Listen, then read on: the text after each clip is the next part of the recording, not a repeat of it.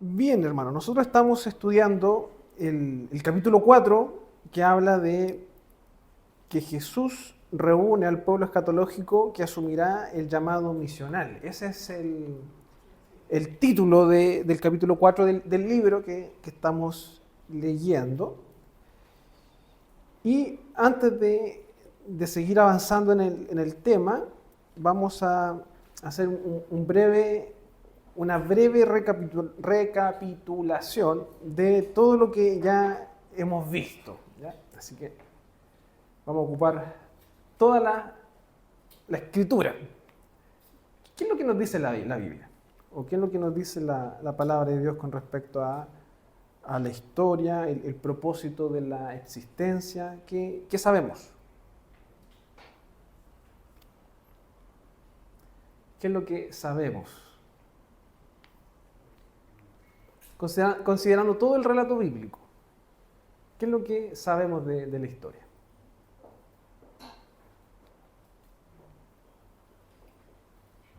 Vamos, hermanos. ¿Mm? Ya, muy bien. Ya, muy bien, Daisy.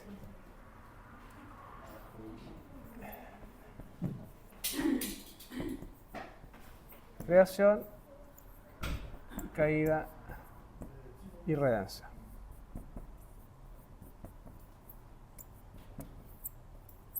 Muy bien. Esto es lo que nos muestra el relato bíblico. De hecho, si usted va a Génesis va a mostrarnos eso. Un mundo creado, Génesis capítulo 1, capítulo 2, las reglas están fijadas, las reglas están hechas en la creación, Dios crea todo bueno, pero esa creación que es buena cae, se corrompe, eso es lo que dice la Escritura. Se rompe esta idea de Dios y el hombre como comunión. Y evidentemente Dios empieza a restaurar la creación, empieza a renovar los efectos del pecado que están latentes, están ahí, pero Dios empieza a prometer una restauración, una redención. Y eso es lo que nosotros vemos en Génesis capítulo 3, 15, donde Dios anticipa o muestra la primera señal de que va a renovar, que va a restaurar, y lo hace a través de la promesa de la simiente de la mujer. ¿Se acuerdan? Lo vimos hace harto tiempo atrás, pero eso es lo que nos va a mostrar la redención. Que a través de la simiente de la mujer, a través del nacimiento, va a haber esperanza, va a haber salvación. Entonces, por eso inmediatamente el próximo relato a la caída es Caín y Abel, porque nos va a mostrar que ya los dos primeros hijos, ninguno de los dos cumple la expectativa de que el hijo de la mujer iba a restaurar. ¿Ya? Vemos como claramente Caín asesina a su hermano, mostrando que él no es de la promesa, y vemos que Dios manda un sustituto, en este caso, Set, ¿cierto? Y de Set viene la línea genealógica. Ya, muy bien. Teniendo este es el resumen de lo primero que vimos en Génesis, ¿cierto? El resumen más general. Tuvimos hartas clases viendo eso, pero ese es el resumen. Ahora bien, vamos a centrarnos en la redención.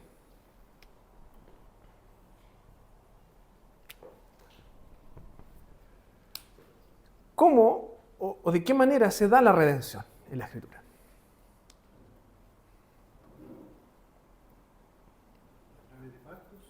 ¿Ya?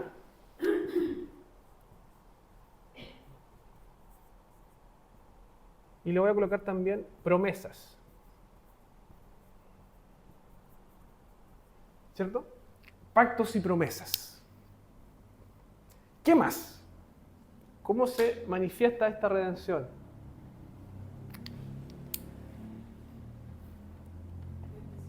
¿Mm? Bendición, ya. ¿Y de qué forma se da la bendición? ¿Mm?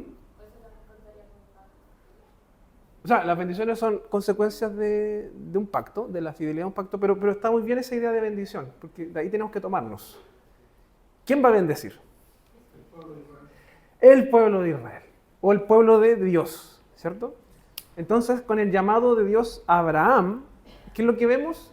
Que Dios forma un pueblo. Eso es importante. Forma un pueblo.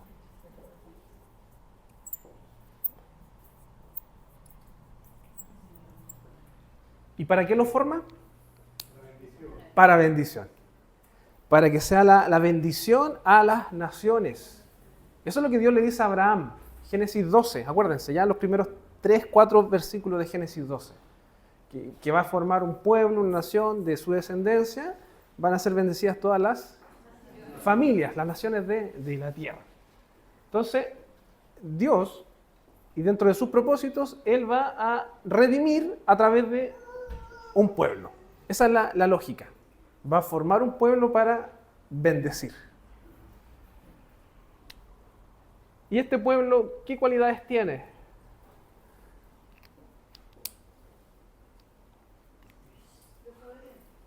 Ya, pero antes de eso. Ya, lo voy a preguntar de otra forma. ¿Cuál es la identidad de este pueblo? ¿O qué características definen la identidad de este pueblo? ¿O deberían definir la identidad de este pueblo? ¿Se acuerdan? Ya, eso podríamos... Ya, una vocación, un llamado. Ya. ¿Y cómo desarrollamos esta idea de adoración en el Antiguo Testamento? ¿Cuál es el enemigo de la adoración? La idolatría, ¿cierto? Entonces es un pueblo que va a confrontar la idolatría.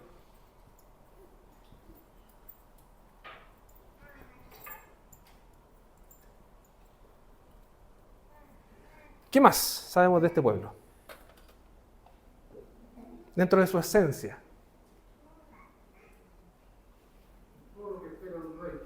Ya, eso un poquito más adelante, sí, pero está muy bien. Dios le da leyes, ¿cierto? ¿Para qué les da leyes? Para que tengan una identidad. Exactamente. ¿Qué más? ¿Maca? ¿O estaba así? No, te digo en la mano arriba. Bien, ¿algo más que vemos de esto? De esta idea, de este pueblo. Un pueblo que es separado, quizás eso nos faltó. Un pueblo separado, que tiene una vocación, que tiene, podemos colocarle aquí una vocación santa, y ahí vamos a ocupar el concepto de separado.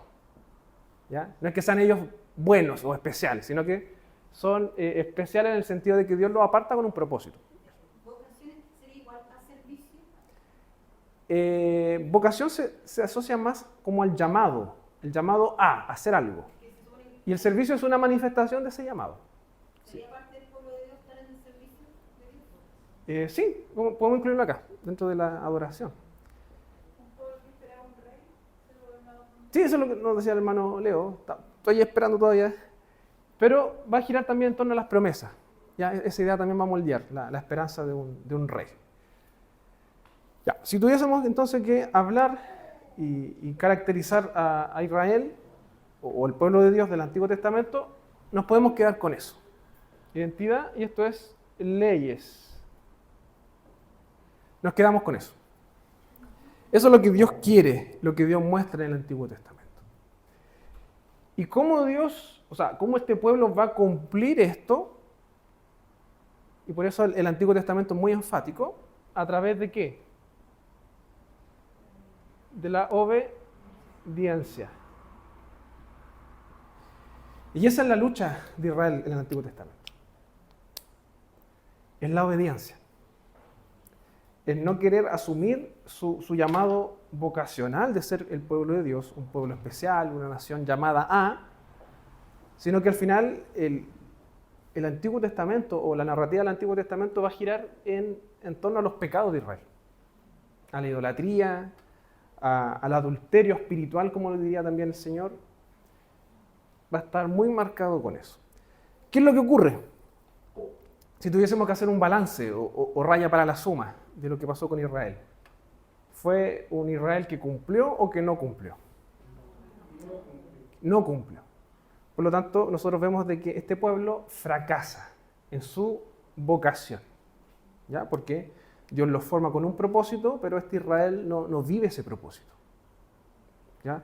Más que estar luchando para confrontar la idolatría, ellos están luchando con su pecado. Y su pecado los domina, su pecado los separa, su pecado los hace que fracasen. Entonces, y ahí viene lo que decía el hermano Leo y complementaba la hermana Jessica, Dios nuevamente va a prometer esa restauración dentro de esto de la redención. ¿Y cuál sería esa promesa? Que obviamente no está explícita en el Antiguo Testamento, pero es lo siguiente.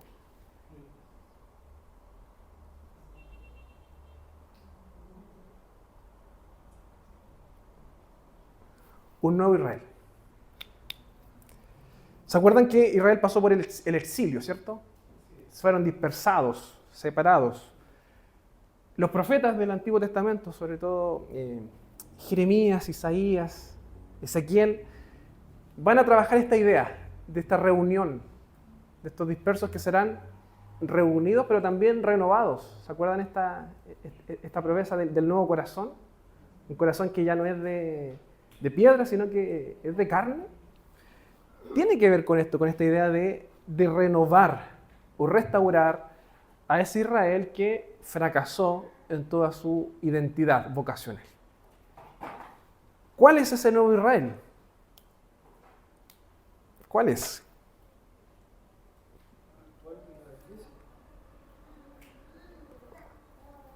¿Cuál es ese Israel? ¿Ya? ¿Quién es ese Israel? ¿Ya? ¿Seguros? Es Cristo en primer lugar. Cristo viene a ser el verdadero Israel, por decirlo de alguna forma. Que Él en su ministerio, en su obediencia, cumple todo esto. ¿Se dan cuenta, no? En su ministerio Jesús empieza a cumplir su vocación, vive una vida que agrada, que adora al Padre, confronta la idolatría del pecado, incluso del mismo Israel. Un Jesucristo que se somete a las leyes, que cumple las leyes. ¿Se acuerdan cómo a veces relata que Jesús hacía tal cosa conforme a como estaba escrito? Obedecía a la ley. Entonces Jesús en esencia, en su ministerio, viene a mostrar esta idea de el nuevo Israel. No es el hombre o el pueblo el que cumple lo que Dios demanda, sino que es el mismo Dios encarnado quien viene a cumplir esto. Y ahí es cuando nosotros veíamos que Jesús, en su ministerio, ¿qué es lo que Él hace? Ya empieza como a renovar este Israel, pero de las personas. ¿Y cómo lo hace? A través de un llamado a sus discípulos, a estos 12, ¿se acuerdan? Que empieza como a renovar estas 12 tribus, pero ahora son los nuevos 12 que van a juzgar a las 12 tribus de Israel. Entonces, tenemos esta idea de redención, y eso es lo que Jesús viene a hacer.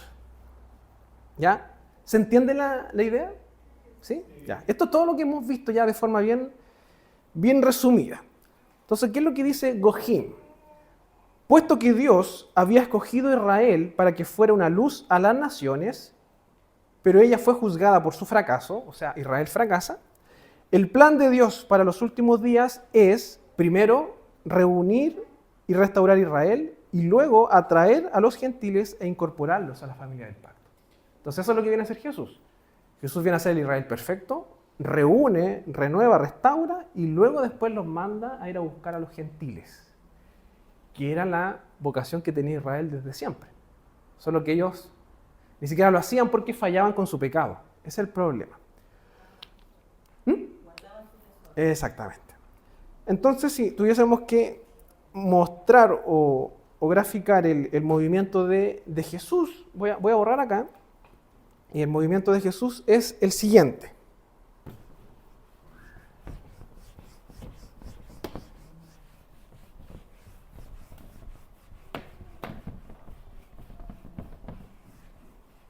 Y esto lo vimos en la clase pasada. Reunir y restaurar Israel. Eso es lo que hace Jesús, para luego ese pueblo reunido, restaurado, sea el que bendiga a las naciones.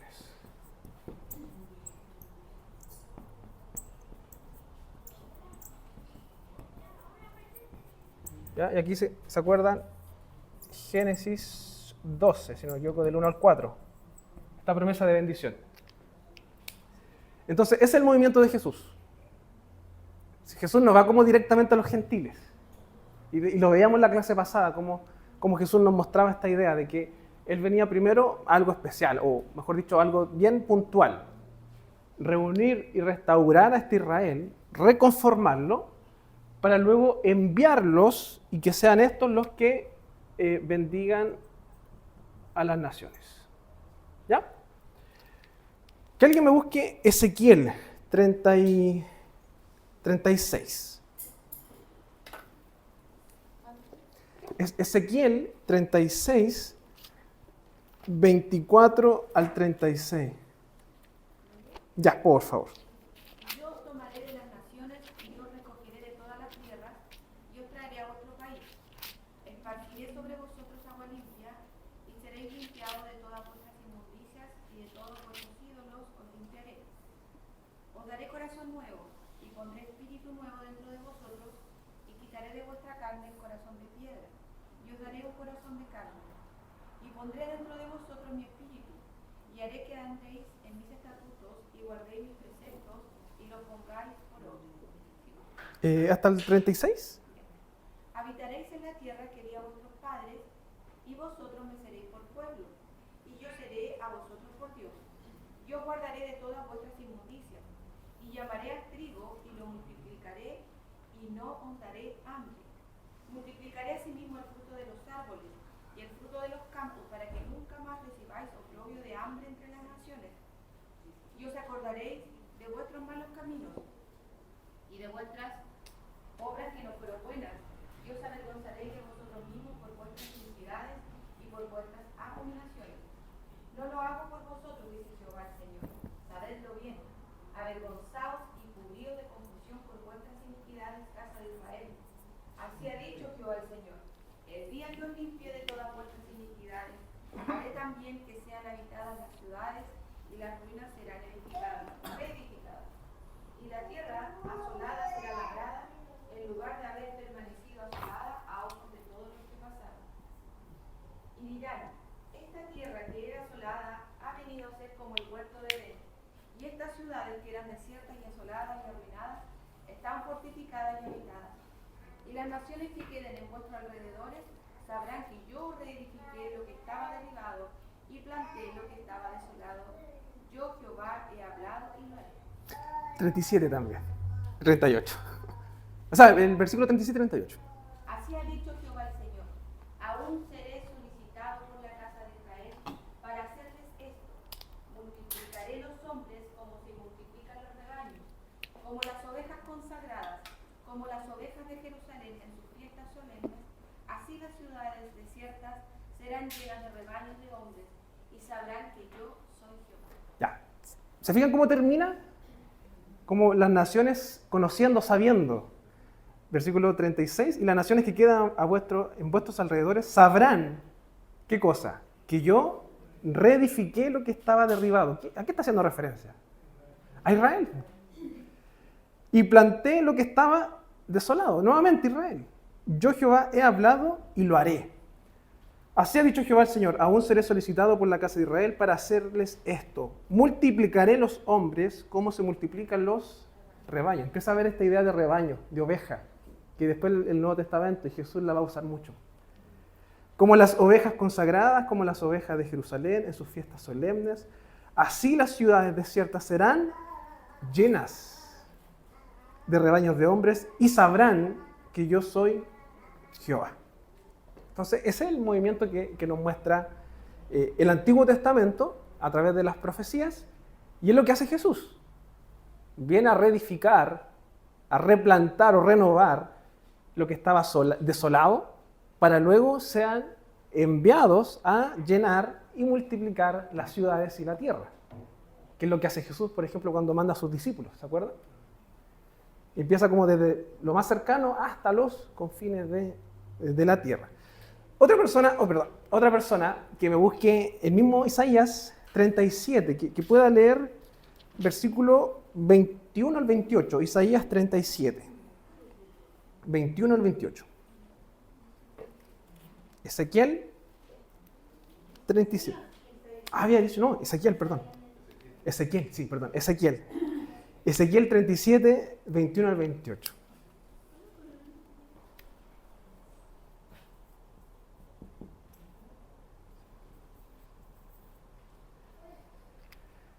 Ezequiel 37, 21 al 28. Si alguien lo tiene, ya, Magda. Después, hermano, le vamos a pedir otra lectura. Magda, porfa.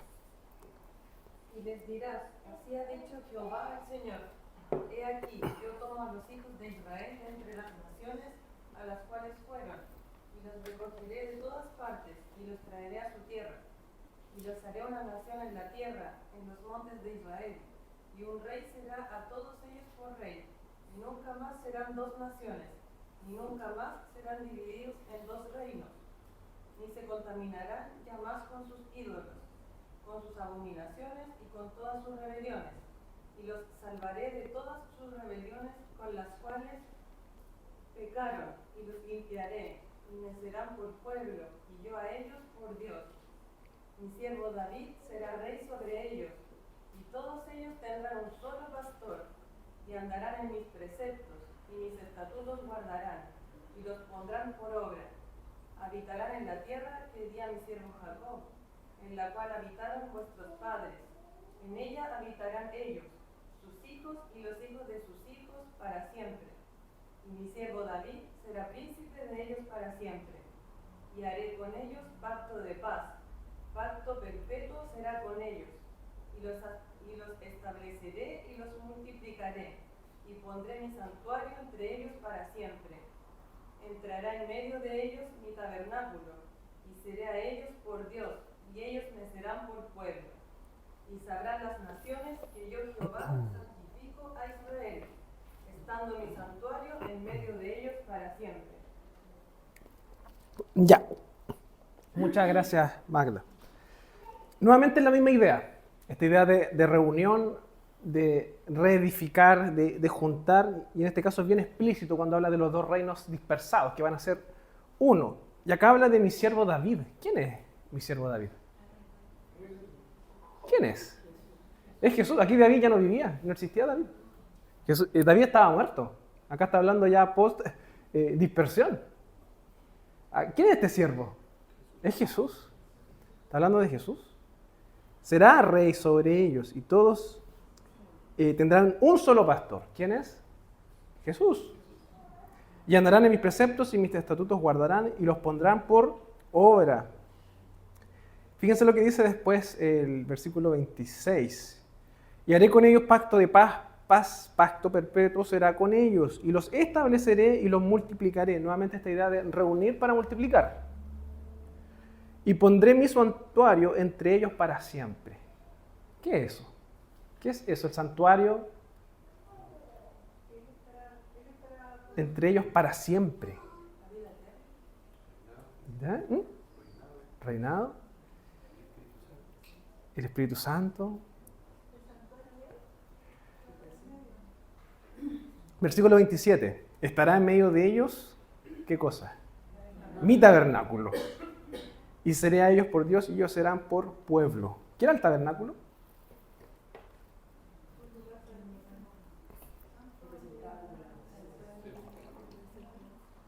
¿Qué era? ¿El lugar en donde estaba aquí? La presencia de Dios. Pero era un tabernáculo físico, pero también transportable, era movible. No era algo sólido o perpetuo, por decirlo de alguna forma, sino que era cambiante. Luego después Israel tiene su templo. Pero ¿qué es lo que nos está diciendo acá? Que la presencia de Dios ya no va a estar limitada a un lugar, ni va a ser algo transportable que puede no estar. Lo que está diciendo acá es que va a ser para siempre, va a estar ahí. ¿Y quién es, en primer lugar, la presencia de Dios en medio del pueblo? Es Cristo, Jesús. Él es el Dios invisible, o la imagen del Dios invisible está en Él. Pero luego también, y lo que decía nuestro hermano Juan Carlos, podemos asociarlo a la presencia del Espíritu Santo, que también es la presencia de Dios en cada uno de nosotros. Entonces nuevamente vemos esta idea de reunir y restaurar para poder bendecir a las naciones. Y eso es lo que termina diciendo al final cuando dice Y sabrán las naciones que yo, Jehová, santifico a Israel, estando mi santuario en medio de ellos para siempre. Entonces, cuando está diciendo, y sabrán las naciones, no es como que el otro, les voy a sacar pica a lo otro. Sabrán de que yo estoy haciendo algo con Israel para que el resto mire nomás. No. A la luz de la Escritura, lo que está diciendo es que esa obra que está haciendo Dios con Israel es para que las otras naciones conozcan a Dios. Eso es lo que está diciendo. No es para que Israel sea especial, no es para que las naciones sientan envidia de Israel o lo vean como un pueblo muy especial, no. Es para que las naciones conozcan a Dios. Y eso es lo que Dios está acá prometiendo. ¿Qué es lo que nosotros veíamos hace algunas clases atrás? Durante el periodo intertestamentario, que era este periodo entre los dos testamentos, se anticipó que la Israel dispersa sería reunida nuevamente. ¿Se acuerdan cuando hablábamos de eso? Que tenían esta idea de un reino unificado, un reino renovado, restaurado. Y eso sería una señal de que la esperanza de Israel se cumpliría pronto. En conformidad con esta esperanza, Jesús empezó a reunir el pueblo que experimentará la salvación definitiva del reino. ¿Ya? Jesús viene a cumplir eso. Y nosotros también conversábamos en las clases anteriores que empiezan a surgir grupos dentro de Israel que intentan buscar el reino a través de medios no mesiánicos, por decirlo de alguna forma. Y ahí teníamos, por ejemplo, los fariseos, ¿se acuerdan? Los esenios, los celotes, estos grupos que anhelaban el reino, pero lo buscaban de una forma más tangible a través de la fuerza, de una espiritualidad, de separarse, de leyes. No obstante, lo que hace único al ministerio de Jesús es que Él no reunió un pueblo simplemente para que recibieran y disfrutaran la salvación de los últimos días. Más bien, los reunió para que canalizaran esa salvación hacia las naciones.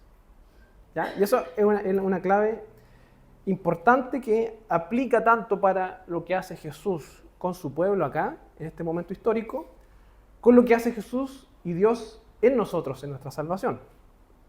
Porque Dios no te salva para que tú te quedes con eso. La salvación no es la meta del cristiano. ¿Ya? Yo sé que a muchos de ustedes le enseñaron en sus iglesias que su prioridad y su preocupación es la salvación. Que cuando el Señor venga, ojalá los pille en la iglesia para que se vayan con Él, ¿cierto? Bíblicamente, ese no es el propósito final. Nosotros vamos a ver de que Dios salva, redime, cambia, transforma, pero lo hace para que tú cumplas un propósito. Por lo tanto, tú no tienes que conformarte con ser salvo. Ese es un medio que Dios hace. Dios te salva, Dios te incorpora a la familia de la fe para que tú seas un enviado a reunir a las naciones. Eso es lo que hace Jesús con Israel y eso es lo que sigue haciendo Jesús con nosotros. El Israel renovado. Nosotros somos el Israel renovado. Dios te salva, Dios te transforma, Dios te cambia, pero no para que te quedes conforme con eso y te quedes en la casa ahora, pues. Que a veces pasa también. No, si la salvación es personal, yo estoy bien con Dios, yo me la arreglo bien con Dios, pero no me preocupo de ir a la iglesia, no me preocupo de evangelizar, no me preocupo de vivir con los patrones del reino. Ese no es el mensaje bíblico. El mensaje bíblico es que Dios reúne un pueblo, redime un pueblo, pero ese pueblo tiene una vocación, un llamado. Por lo tanto, si nosotros como iglesia de Linares, no nos estamos preocupando y ocupando de evangelizar y hacer misión, es porque estamos fallando como iglesia. Nuestro llamado no es a tener actividades que nos entretengan y para mantener a los hermanos tranquilos y contentos acá. Nuestro llamado es a tener actividades y acciones que puedan mostrar a Dios y así las naciones lleguen al conocimiento.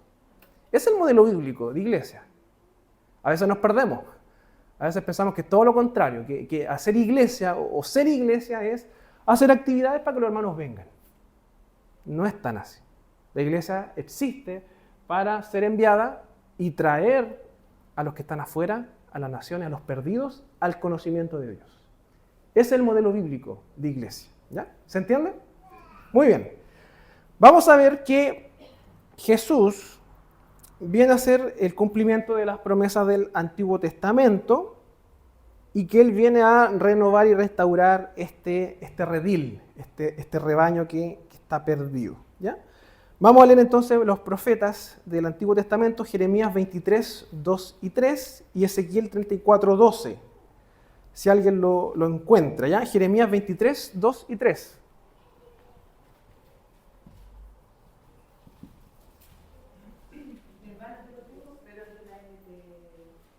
Ya, leamos primero la Reina Valera y después tú lo complementas con la NTV. Ya. De hecho, ya, después tú me vas a ayudar con Lucas 12, 32, ya después, porque ahí me gustaría que le diésemos otra versión. Y Ezequiel 34, 12. Ya, ¿qué? Jeremías. Sí, 23, 2, 3.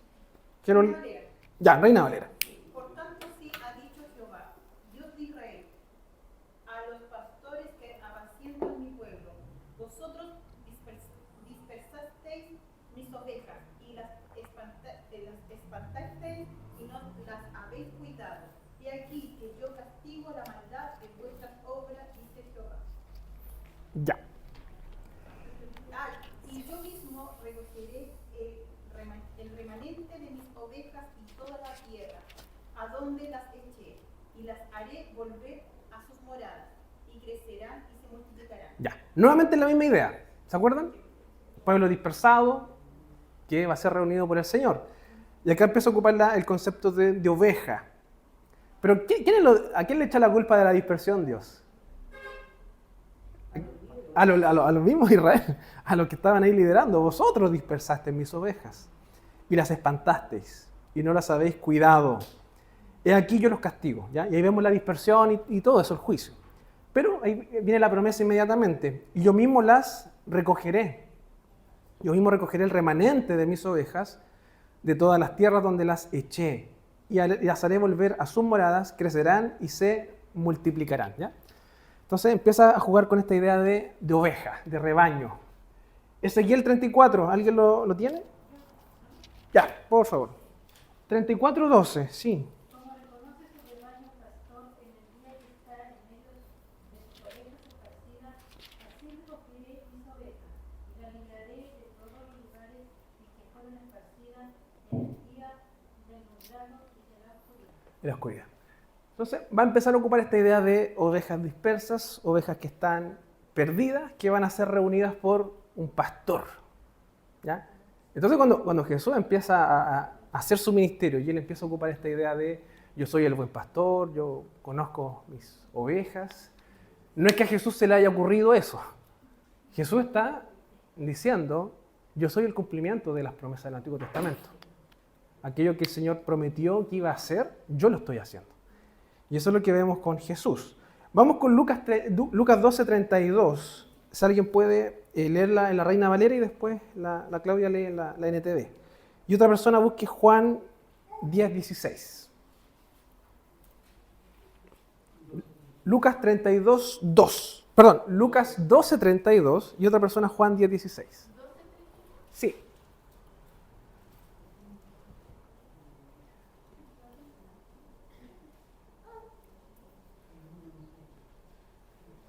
Ahí sí. Juan 10, 16. 10, 16. Ahí sí. Ya. Sí, porfa, dale, Denise. No temáis más lo pequeña, porque a vuestro Padre le ha nacido daros el reino. Ya. Lucas 12, 32, entonces, ¿qué es lo que está diciendo? Lo voy a buscar yo aquí para tenerlo también a mano. 12, 32, ¿cierto? Sí. Va a decir, no temáis manada pequeña, porque a vuestro Padre le ha placido daros el reino.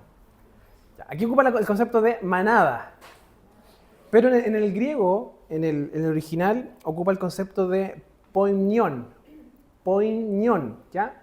Que de ahí vienen palabras como poimen, que significa pastor, ¿ya? Entonces la palabra en griego lo que está haciendo referencia acá es un rebaño que está siendo pastoreado más que una manada que a veces nos confunde un poquito. Hermano Igor. La NBI lo dice así, no tenga miedo ni rebaño pequeño, porque es la buena voluntad del Padre darles El reino, ¿cierto? ¿Y la NTV cómo lo tiene? Dice, así que no se preocupe, pequeño rebaño, pues al Padre le da mucha felicidad entregarles el reino. Ya. Nuevamente la misma idea. Israel empieza a ocupar este concepto de rebaño. Sí, hermano Igor. en la misma figura que después vamos a encontrar en el libro de Hebreos, porque Lázaro cuando va al santuario y ofrece el oficio de Cristo, rey, sacerdote y pastor. Sí. O sea, Hebreos va a ser esa carta que va a mostrar que Jesús es el cumplimiento de todas estas promesas. Juan 10, 16. ¿Alguien lo tiene? ¿Quién lo quiera leer? El primero, hermana Adriana, por favor.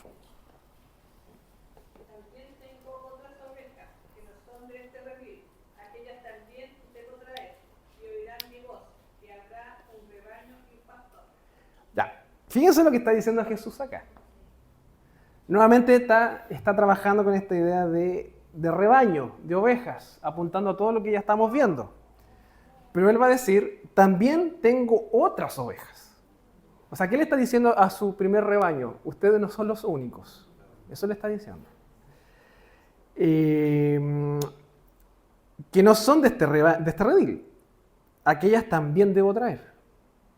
También vengo a ellas. Eso es lo que está diciendo. Y oirán mi voz. Y habrá un rebaño y un pastor. A la luz de las Escrituras y de todo lo que hemos entendido, y de este mapa que está acá, ¿quiénes son esas otras ovejas? Los gentiles, las naciones que van a ser llamados al Señor. Entonces, hermano, bíblicamente no son dos rediles que están en paralelo en la historia. Es uno solo. Y la pregunta que tenemos que hacernos, porque Jesús acaba de decir, aquellas también debo traer, ¿cómo las va a traer? A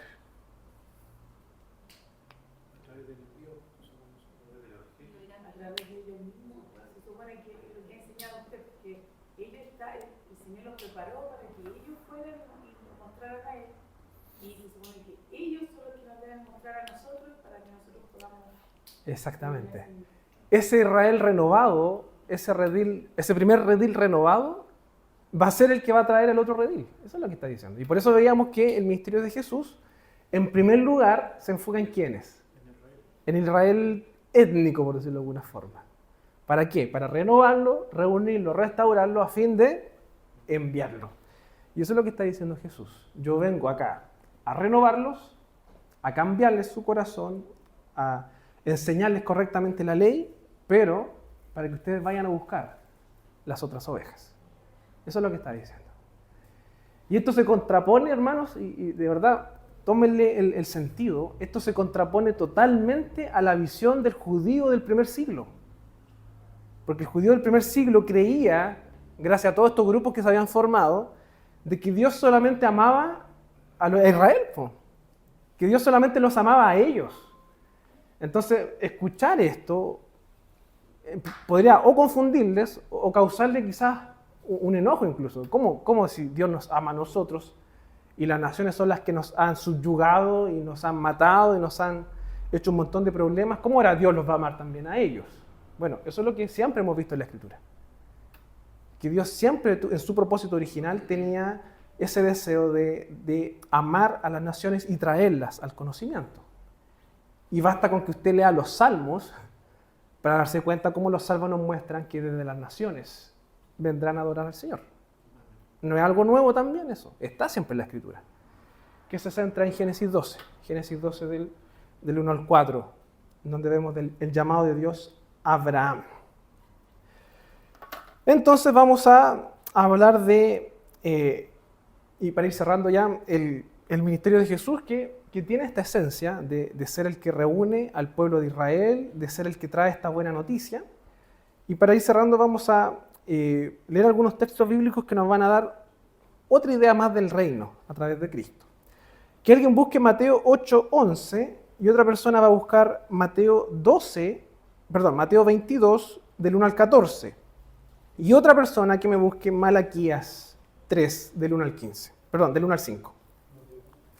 Mateo 8, 11, Mateo 22, 1 al 14, y otra persona Malaquías 3, del 1 al 15. ¿Mateo? Dale, Pablo. Mateo 8. Y os digo que vendrán muchos del oriente y del occidente y se sentarán con Abraham, Isaac y Jacob en el reino de los cielos. Bien. ¿Qué es lo que está diciendo acá? 8:11. Y os digo que vendrán muchos del oriente y de occidente. ¿Qué es lo que está ocupando acá Jesús?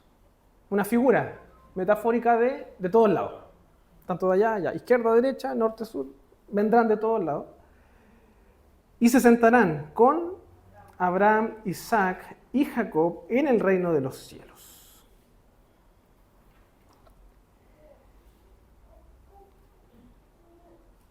Aquí Jesús está ocupando una idea de sentarse.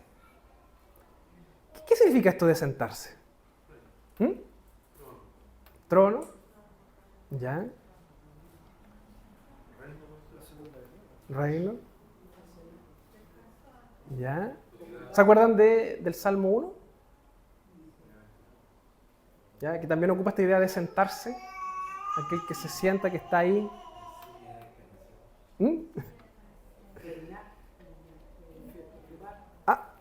Fiesta, o comunión, o celebrar.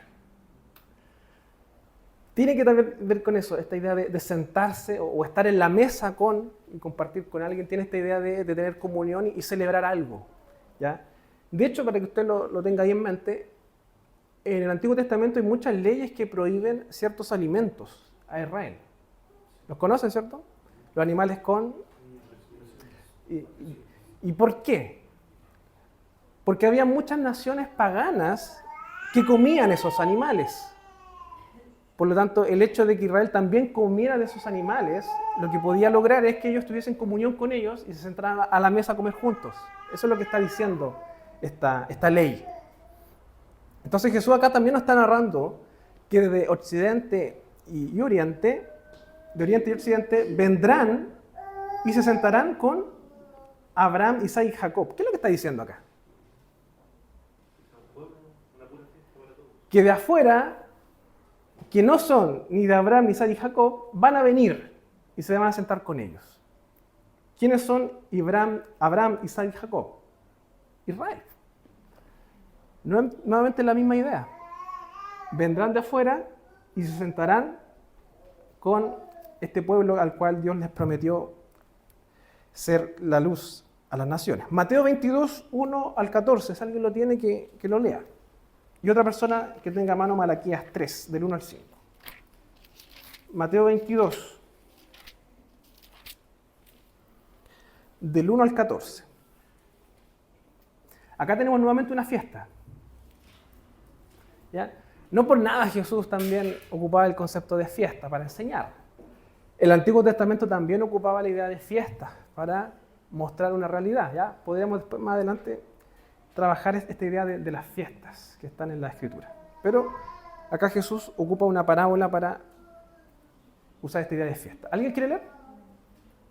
Mateo 22, 1 al 14. Dale. Respondiendo Jesús, les volvió a hablar en parábolas diciendo: El reino de los cielos es semejante a un rey que hizo fiesta de bodas a su hijo, y envió a sus sirvientes a llamar a los convidados a las bodas. Mas estos no quisieron venir. Volvió a enviar a otros siervos diciendo: Decid aquí los convidados: He aquí he preparado mi comida. Mis toros y animales engordados han sido muertos, y todo está dispuesto. Venid a las bodas. Mas ellos, sin hacer caso, se fueron, uno a su labranza y otro a sus negocios. Y otros, tomando los siervos, los afrentaron y los mataron. Al oírlo el rey se enojó y, enviando sus ejércitos, destruyó a aquellos homicidas y quemó su ciudad. Entonces dijo a sus siervos: Las bodas de la verdad están preparadas, mas los que fueron convidados no eran dignos. Id pues a la salida de los caminos y llamad a las bodas a cuantos halléis. Y saliendo los siervos por los caminos juntaron a todos los que hallaron, juntamente malos y buenos, y las bodas fueron llenas de convidados. Y entró el rey para ver a los convidados y vio allí a un hombre que no estaba vestido de boda. Y le dijo: amigo, ¿cómo entraste aquí sin estar vestido de boda? Mas él enmudeció. Entonces el rey dijo a los que servían: atadle de pies y manos y echadle a las tinieblas de afuera. Allí será el lloro y el crujir de dientes, porque muchos son llamados y pocos escogidos. Ya. Podríamos estar largamente hablando de esta parábola, porque hay mucho elemento que está ahí narrado, que nos va a mostrar esta idea nuevamente de banquete, de fiesta, pero que también incluye juicio. Y Jesús está representando el reino de esa forma, como una buena noticia, como algo que celebrar, pero que también eso va a traer juicio para aquellos que no están invitados o aquellos que derechamente rechazan participar de esta fiesta. Y vamos a ver también qué eso significa el ministerio de Jesús, porque Él, al venir a restaurar Israel, el venir a renovarle, van a haber muchos judíos étnicos que le van a rechazar. Y el Señor los va a apartar. Y fíjense cómo narra esto, mire. Como estos se negaron, porque aquí Jesús está confrontando a aquellos que no creen que Él es el Mesías. Dice, versículo 10, y saliendo los siervos por los caminos juntaron a todos los que hallaron, juntamente malos y buenos, y las bodas fueron llenas de convidados. Y entró el rey para ver a los convidados y vio allí a un hombre que no estaba vestido de boda.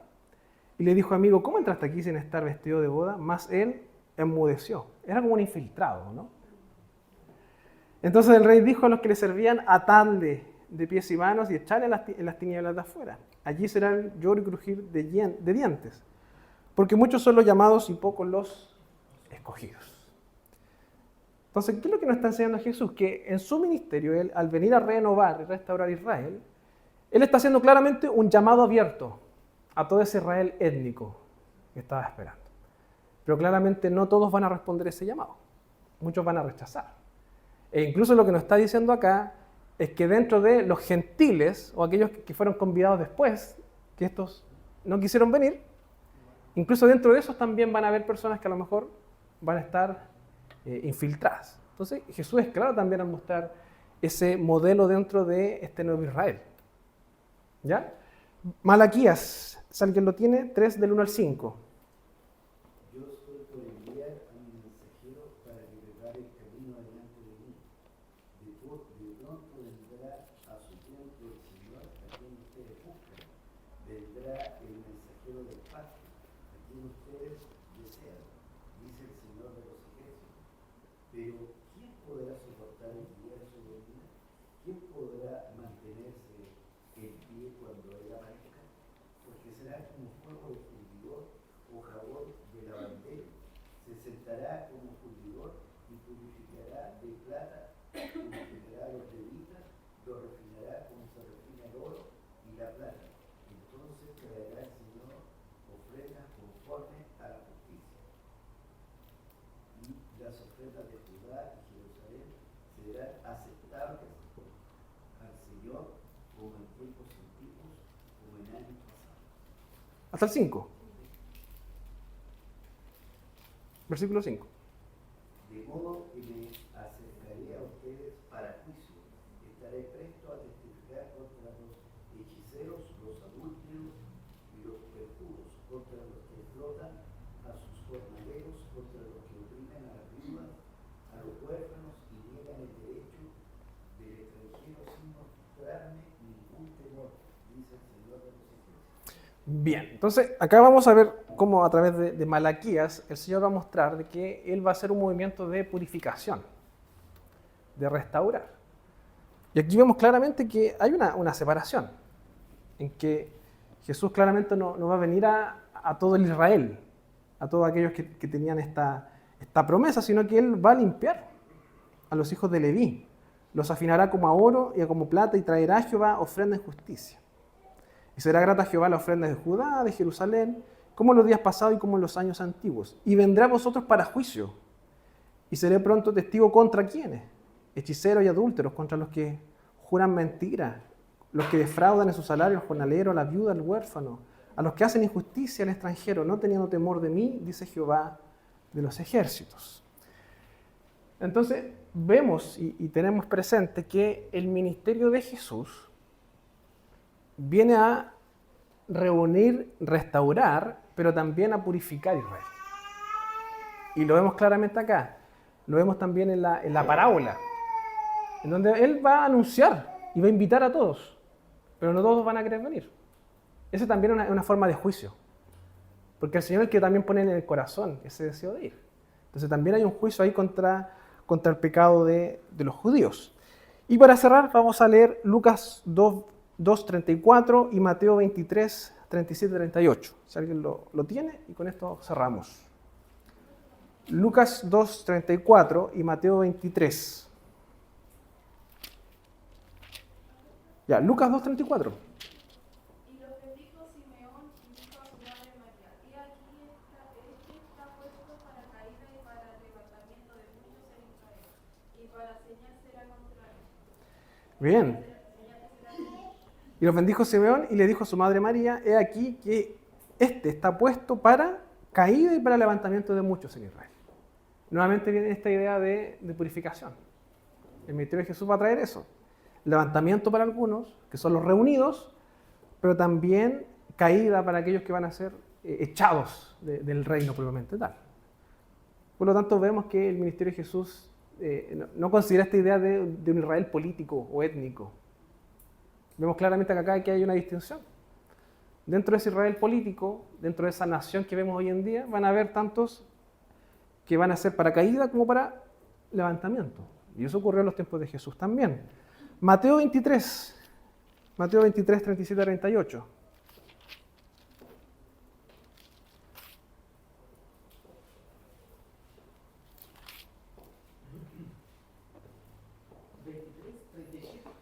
Al 38. Jerusalén, Jerusalén, que matas a los profetas y apedreas a los que te son enviados. ¿Cuántas veces quise juntar a tus hijos como la gallina junta a sus polluelos debajo de sus alas y no quisiste? He aquí, vuestra casa os es dejada desierta. Ya, muy bien. Voy a leer el 39 también, que dice: porque os digo que desde ahora no me veréis hasta que me digáis, bendito el que viene en el nombre del Señor. Entonces, vamos a ver también en las palabras de Jesús mucho esta idea de juicio, de separación, de purificación, de limpieza. ¿Ya? Y eso lo está haciendo Jesús. A la hora de Él venir a renovar o restaurar ese pueblo, Él lo que está haciendo es limpiarlo, por decirlo de alguna forma. Por lo tanto, Jesús es como el primero que empieza a separar el trigo de la cizaña, por decirlo de alguna forma. Si bien Él lo ocupa como ejemplo del día final, Él ya lo está haciendo en su renovación de Israel. Y ahí está esta idea del ya, pero todavía no. Jesús ya empieza una separación, una purificación de su pueblo, pero anuncia que también en el final de los tiempos, su pueblo sería también finalmente limpiado, purificado. Y eso es lo que Jesús va a mostrar. Bien, dudas, consultas, comentarios, para ir cerrando. Magda. Ahí tengo una duda que es demasiado, me causa mucho problema, que es cómo enfrentamos eso, cómo también le explicamos a la gente que no cree, porque nosotros no sabemos si esa persona va a creer también, no tenemos información. ¿Cómo le explicamos al no creyente y cómo también nosotros lo manejamos? Porque a mí me produce tristeza y yo sé que a algunas personas también, o también me puede pasar a mí, que produzca división. ¿En qué sentido?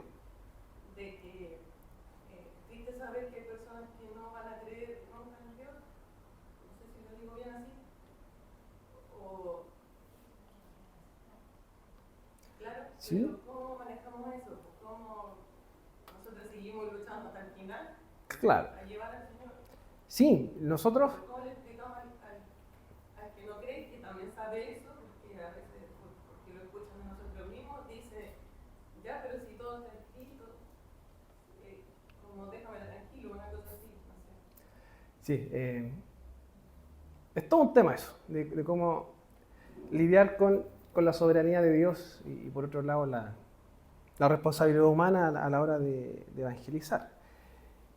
¿Qué es lo que yo pensaría o que yo recomendaría? Que como iglesia nosotros estamos llamados a vivir a través de las certezas que la misma Escritura nos da. Más que muchas veces preocuparnos de las incertidumbres que a veces no podemos manejar o controlar. Entonces, claramente esa es una incertidumbre, el no saber o no tener la capacidad de saber quiénes son y quiénes no. Porque eso solamente le pertenece al Señor. Él es el que sabe, Él es el que eternamente tiene eso dispuesto.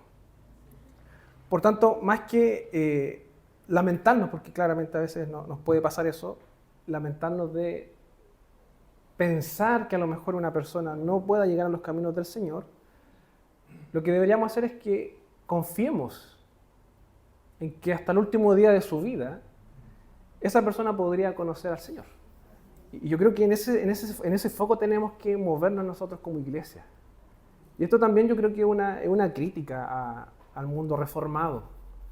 Que nosotros como reformados somos muy académicos, somos muy de los 5 puntos del calvinismo, muy así de doctrina, de sistemática, de la elección de Dios, de un montón de cosas que son bíblicas, pero muchas veces enfatizamos eso y presentamos eso como evangelio, más que todo lo que estamos hablando acá.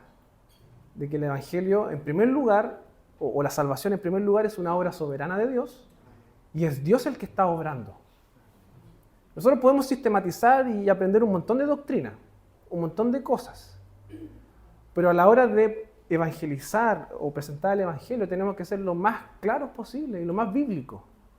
Y en este caso tiene que ver con este llamado al arrepentimiento. Podría ser que esa persona rechace, podría ser que esa persona no quiera abiertamente, pero eso tampoco es el final de la historia. O sea, esa conversión no está en tus palabras, no está en tus buenos deseos, no está en las circunstancias, o si esa persona justo vino y escuchó un buen predicador y se convirtió. No está en eso. Eso está en el Señor. Y nosotros tenemos que descansar en eso. Y ese es nuestro llamado. O sea, Jesús no le decía a Israel, o a su Israel renovado acá, yo tengo elegidos, por lo tanto ustedes vayan a buscar esos elegidos y hablen de las doctrinas de la elección y de la expiación limitada, todas esas cosas. Jesús les dice, vayan y hagan discípulos. Ocúpense de eso. El resto déjenmelo a mí. Entonces yo daría ese consejo de que claramente hay cosas que no podemos controlar. Hay cosas que se escapan de nuestro control, de nuestro conocimiento. Y yo creo que también es bueno eso de tener compasión y mirar al pecador con amor. O sea, si alguien que rechaza a Dios o que no quiere creer a Dios te causa dolor, yo creo que es un buen camino, porque Dios te llama a amarlo. Si tú muestras indiferencia y tú dices, qué bueno que rechazó al Señor, yo creo que ahí está el problema. Y vamos a lidiar con eso. Y el Señor nos da esa seguridad, esa tranquilidad de que todo está en sus manos. Y el Señor, aquella buena obra que empezó, la va a terminar. Y tenemos que confiar en eso. Pero ciertamente vamos a lidiar con la incertidumbre. Vamos a lidiar con nuestras emociones, que muchas veces vamos a querer que a lo mejor rápidamente un ser querido llegue al Señor. Pero eso le pertenece al Señor solamente. ¿Ya? Bien, ¿alguna otra duda, consulta, comentario para ir cerrando, hermanos? Estamos en la hora. ¿No? ¿Sí? ¿Todo claro? ¿O no quedó nada claro? Bien. Vamos a terminar entonces. Bien, vamos a orar entonces para agradecer al Señor por esta clase y vamos a pedir que Él ponga en nuestro corazón también este deseo de ser enviados, este deseo de cumplir esa misión, de no conformarnos con la salvación de lo que somos. Ocupémonos de nuestra salvación, como diría el autor. Oremos, hermanos. Señor, te damos las gracias por esta clase, por este momento para reflexionar, para conversar, compartir y también expresar, Señor, nuestras inquietudes, nuestros temores muchas veces a la hora de ser iglesia. Te pedimos, Señor, que tú pongas en nuestro corazón ese deseo de glorificarte, ese deseo de vivir con ese propósito por el cual tú nos has llamado, Señor. Te pedimos que tú sigas poniendo en nuestro corazón ese llamado misional, ese llamado vocacional, de ser el pueblo que te evidencie, de ser ese pueblo que te muestre a las naciones, Señor. Hay cosas que no están en nuestra mano, en nuestros conocimientos, y que solamente descansan y están en ti, Señor. Y es por eso que te pedimos de que tú nos ayudes a confiar, a esperar en ti, Señor. Tú eres capaz y tú tienes el poder de transformar incluso hasta el corazón más duro, Señor. Ayúdanos a confiar siempre en eso, Señor. No son nuestras capacidades, no son nuestras palabras. Eres tú, Señor, el que transforma. Y ayúdanos a tener siempre esa esperanza de amar a aquel que está perdido, Señor.